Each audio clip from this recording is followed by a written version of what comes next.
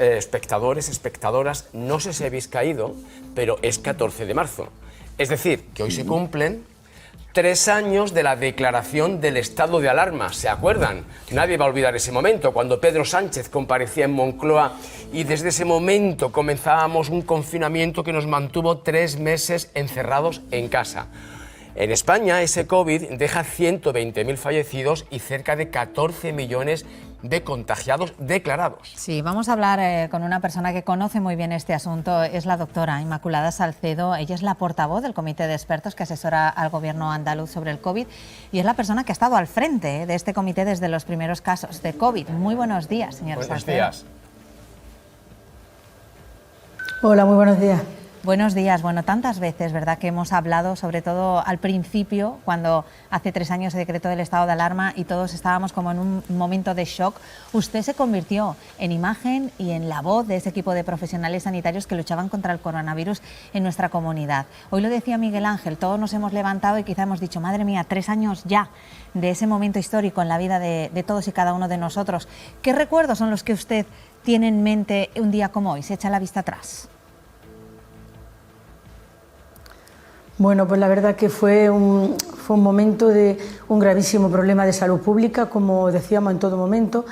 Nosotros teníamos antecedentes de brotes, de epidemias, de algún tipo de pequeños acúmulos de contagio de otros coronavirus, el MERS, que fue otra pandemia también que venía de China, pero no tan grande, ¿no? Y cuando empezó este coronavirus no pensábamos en ningún momento que las dimensiones que esto iba a alcanzar, ¿no? Sabíamos que era un problema de salud pública, sabíamos que teníamos que estar muy atentos, que podía afectar a muchas personas y íbamos viendo un poco cada día la contagiosidad que tenía, la letalidad con respecto a otros coronavirus o a otros brotes similares. Y cuando ya se declaró el estado de alarma y la pandemia y adquirió este problema, las dimensiones que adquirió, nos dimos cuenta que era un gravísimo problema de salud pública y que aún estamos en ello. Nosotros, como digo, seguimos vigilando día a día y todos los días de la semana, por supuesto, porque la salud no tiene horas, ni tiene días, ni los virus tampoco. Claro. Y seguimos vigilando con los sistemas de vigilancia epidemiológica lo que ocurre continuamente y afortunadamente nada tiene que ver la foto de hoy en día con la de ese momento. Afortunadamente, doctora, pero dígame una cosa, desde el punto de vista personal, porque usted tomó una responsabilidad enorme.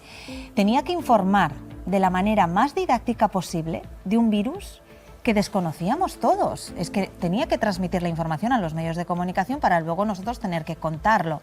Me imagino que para usted no fue fácil, ¿no? O sea, debió ser un momento de decir, madre. Pues sí, la verdad que fácil no fue porque nosotros teníamos nuestro trabajo habitual en salud pública, que llevábamos las múltiples funciones que desarrollamos y de pronto nos vino esta avalancha. Yo tenía un equipo pequeño en mi servicio detrás que fue reforzado inmediatamente porque no podía ser de otra forma. Tanto los profesionales como los pacientes estábamos desbordados, ¿no? Las colas salían por la puerta. Yo desde el primer momento separé rápidamente el grupo de profesionales y de colas de pacientes para que hubiera distancia y vimos claramente que había que mantener unas precauciones por lo menos de contacto y de gotas respiratorias desde el minuto 1. Pero para mí fue tremendo porque además de gestionar todo esto en mi servicio, lo tenía que compatibilizar con los viajes a Sevilla. No sabía en qué momento, un día, 2, 3 días por semana, incluso 4, viajaba al comité de expertos para asesorar a la Junta de Andalucía, mientras mi equipo iba buscando la mejor evidencia disponible. No teníamos mucho conocimiento de este virus hasta que fuimos aprendiendo todos juntos y desde luego lo que sí nos funcionó fue irnos adelantando claramente a los acontecimientos en Andalucía. Eso nos dio una situación un poco mejor que el resto de otros países, que el resto del país, lo que no quita que fuera un problema importante y un problema de salud pública de dimensiones gigantes, ¿no? Doctora Salcedo, es imposible ponerse en su lugar porque no hago más que pensar, ¿cuál sería la decisión más dura que tuvo que tomar el comité de expertos? Pues eran muchas y continuas, porque además nosotros llegábamos por la mañana con la situación de no haber dormido en toda la noche, haber intercambiado un montón de mensajes en el WhatsApp y demás, y decíamos, pues hay que cerrar tanto, hay que cerrar la hostelería, y era como, madre mía, y tenemos que hacerlo, pues hay que hacerlo, porque es que la gente se está muriendo, es que los hospitales están desbordados, los centros de salud están reventando. Se pasó a la consulta telefónica, que parecía que en atención primaria no estaban haciendo nada porque estaba todo vacío y estaban dentro de las consultas llamando 77 pacientes diarios como mínimo. Y todo eso era como la población general, había que explicarle por qué se hacían las cosas, ¿no? Porque no era un capricho, estábamos totalmente alineados con seguir con la vida normal y con la economía, pero no era posible. Claro. Los hospitales estaban desbordados y nosotros, afortunadamente, la situación, como digo, no era muy mala, pero las decisiones eran en ese sentido, ¿no?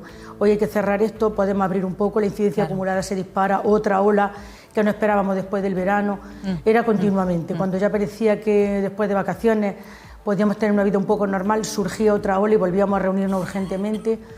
Y así fue y así seguimos, ¿no? O sea, estamos muy pendientes, afortunadamente tomando ya medidas de normalidad, pero muy pendientes porque en cualquier momento tenemos que estar alerta.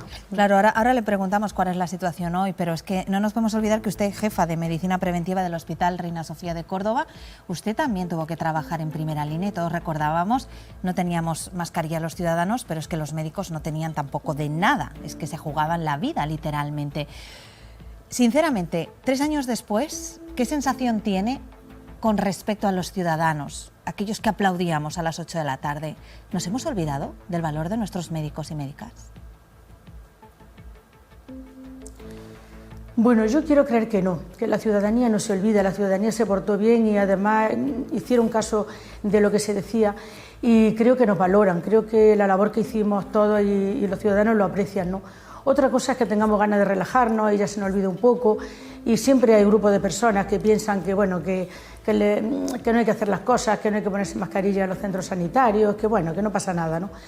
Quiero creer que son los mínimos y que son personas irresponsables y que realmente no son conscientes de lo que hemos vivido, pero la gran mayoría sí, la gran mayoría valora nuestra labor, nuestra función y aquí seguimos, o sea que nosotros no nos podemos permitir el lujo de decaer ni de decir estoy cansado porque cada día empieza el mismo reto y estamos pendientes en salud pública en todo momento de los datos a primera hora de la mañana, al mediodía, por la noche, sábados, domingos, festivos y es una labor silenciosa que yo creo que es lo que nos mantiene dentro de esta cierta normalidad, ¿no? Doctora, ¿y usted cree que ya 3 años después la OMS, la Organización Mundial de la Salud, pondrá pronto fin a esa emergencia sanitaria por COVID? Pues pensamos que sí, de hecho hubo una intentona, pero como había repuntes y las personas vulnerables todavía no estamos muy seguras de que el contagio no sea grave. De hecho, la incidencia la tenemos muy baja, tenemos 27,1 en Andalucía y en Córdoba 14 y pico. Y luego los ingresados y los fallecidos en UCI muchos días son 0, lo cual nos da una alegría, ¿no? Pero hay contagio en atención primaria, casos leves. Y bueno, será la OMS la que determine en la totalidad de los países en qué momento pueden declarar el cierre de la pandemia, ¿no? Nosotros seguimos, como decimos, haciendo nuestro trabajo, vigilantes en todo momento, que es una de las principales lecciones aprendidas, que no podemos bajar la guardia y que tenemos que estar siempre pendientes. No sé si tiene la información, doctora, pero ¿qué pasa con la vacuna española? La de IPRA, que era la más avanzada, ¿sabemos algo? ¿Va a salir pronto al mercado? ¿Tiene alguna información? Perdón, ¿no he oído bien? ¿La vacuna? Sí, la vacuna española, de las del CSIC, había una, que era la de IPRA, la de los laboratorios IPRA, que parece que era la más avanzada. No sé si usted tiene información, porque de momento no sabemos nada. Parece que estaba pendiente simplemente ya de la autorización de la Agencia Europea del Medicamento. Pues eso está centralizado a nivel de ministerio. Creo que había un problema, iba muy lenta la investigación por motivos de todo tipo, incluso económicos, y no sé exactamente en qué momento está, la verdad. Nosotros la vacunación la hemos tenido en una campaña, como saben, masiva. ¿Sí? Tenemos el 98% de la población con la pauta completa en Córdoba y el 80 y tanto en toda Andalucía, 7 millones de personas con la pauta completa. Y bueno, todo lo que venga será bienvenido. Yo siempre digo que en investigación, en vacunación, todo es poco, sí, porque una vida salvada evidentemente merece la pena toda investigación.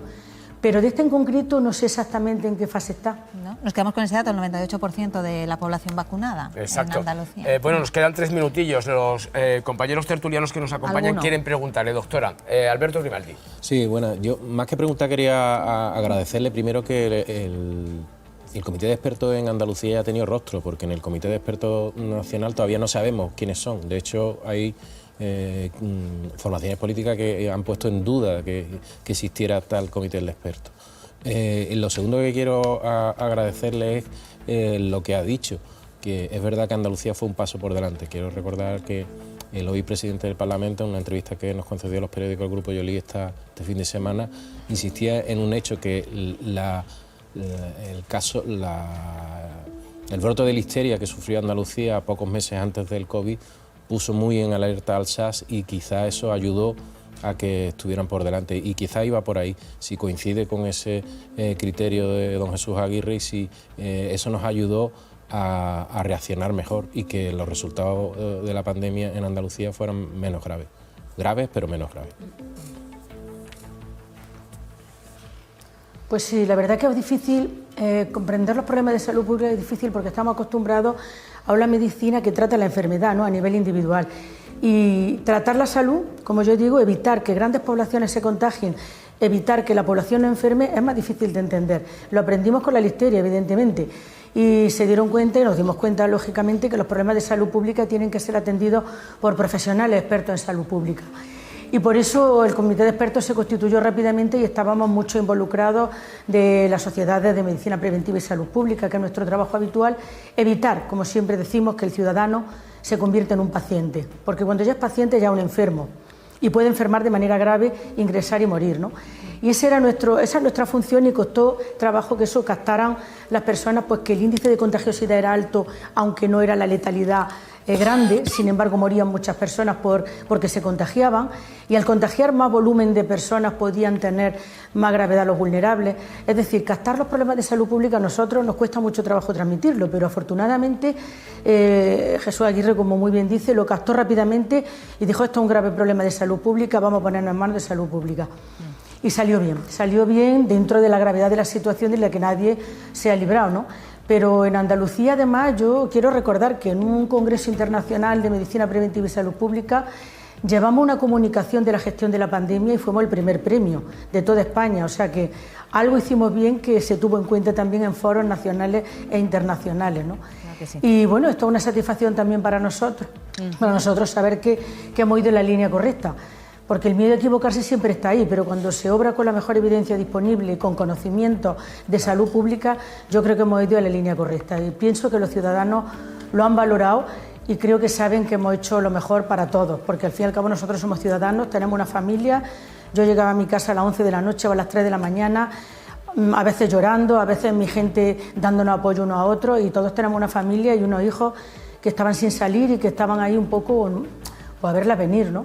Y hemos hecho lo mejor que hemos sabido para que los ciudadanos tengan su vida dentro de la normalidad lo mejor posible y sobre todo no mueran y preserven su salud, ¿no? Claro, venga, nos queda muy poquito tiempo, os pido brevedad, pues, por favor. Una única cosa, algunos de los decretos de alarma se consideraron inconstitucional por la duración de los mismos, sin control parlamentario, y porque se transfirieron a las comunidades autónomas ciertas competencias sin tenerlas. Aquello fue un guirigay en el sentido de que cada comunidad hizo de su capa un sayo. Si volviera a pasar algo así, ¿usted cree que se debería descentralizar o que volvieran otra vez las comunidades a cada una a hacer lo que le pareciera? A ver, yo no soy política, yo soy técnico, soy médico especialista, como saben, en preventiva y salud pública, y sí lo que le puedo decir es que un problema de estas magnitudes tiene que tener desde luego un dinamismo y una agilidad, de manera que a nivel central se transmitan rápidamente las instrucciones, ¿no? Nosotros siempre en Andalucía hemos cumplido estrictamente lo que venía del Ministerio, y esos momentos de decalaje entre una orden y otra a mí se me escapan un poco. Yo lo que sí decíamos, y decíamos todos los del grupo de expertos, y así se lo transmitimos al Gobierno de la Junta, era que había que actuar con agilidad, que teníamos que seguir en nuestra línea, que iba saliendo bien, que los datos nos respaldaban. Y bueno, esos temas políticos los llevaban más bien a nivel de la consejería y de los grupos políticos, ¿no? Está claro. Víctor, brevemente. Sí, bueno, a mí dar, por supuesto, las gracias a Inmaculada por su labor, que además, por cercanía, he visto que siempre además se ha llevado a buena gala. Me gustaría preguntarle por ese tipo de pacientes, esas secuelas del COVID. Se habla mucho de las víctimas del COVID, pero de las víctimas mortales, pero hay otro tipo de víctimas, que son las personas que han sufrido esa patología y que se han recuperado, pero no del todo. No sé si hay en ese comité también se contempla seguir de alguna manera ese tipo de pacientes, y en qué situación está, qué perfil hay. Sí, por supuesto. Nosotros lo decíamos claramente, había cuestiones que no podíamos olvidar, ¿no? que el que muere, muere, y es una desgracia grandísima, pero hay gente que no muere, pero parece que se olvida uno de ellos porque se ha salvado. Y hay que tener en cuenta muchísimas cosas, pacientes leves que luego han pasado a graves y se han quedado con secuelas, y tenemos consultas montadas tanto en atención primaria como hospitalaria. La importancia también de reforzar la atención primaria, que ha sufrido en primera línea el choque de toda la ciudadanía desesperada, en un principio de manera presencial y luego telemática. Se han dado casos de pacientes que fallecían en su casa solos y solamente era la llamada del médico de familia o de la enfermera de atención primaria la que los mantenía en contacto con el mundo exterior, ¿no? Esas cosas no se pueden olvidar. En el hospital hemos sufrido también de manera similar pacientes que salían y no podía su familia atenderlo, o se morían y no se podían despedir, y luego los que salían, como muy bien comentan, con secuelas que aún permanecen. Y sí, los tenemos por supuesto contemplados en nuestro grupo de trabajo, en nuestra consulta, y no nos olvidamos de ningún caso y de ningún condicionante, tanto a nivel domiciliario como a nivel de centros sanitarios y de centros sociosanitarios, que creo y quiero recordar que fuimos la comunidad pionera en atender las residencias de mayores, que eran los focos de los pacientes más vulnerables y los que primero morían. Pues señora Salcedo, doctora Salcedo, a través de ella queríamos hoy rendir un homenaje a los médicos, a todos los profesionales sanitarios que trabajaron incansablemente hace 3 años, los primeros días del COVID, y luego obviamente han seguido al lado de los pacientes. Muchísimas gracias por atendernos, enhorabuena, trasládeselo a su equipo también, y por supuesto enhorabuena también a usted, que ha recibido en Córdoba la bandera de Andalucía en investigación, ciencia y salud pública, así que felicidades. Felicidades, muchas gracias.